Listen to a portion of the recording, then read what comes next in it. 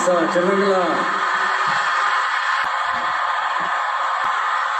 யாரு சாமி நீங்களா?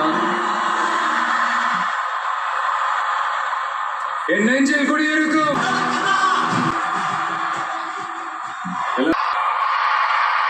ரொம்பவே சப்போர்ட்டிவா இருந்திருக்கிறீங்க. யாதும் ஊரே யாவரும் கேள்வினா அது நீங்க தாங்க. வேணாமான்னு தெரியல, என்னோட கடைசி படமான நம்ம நண்பா நண்பிகள்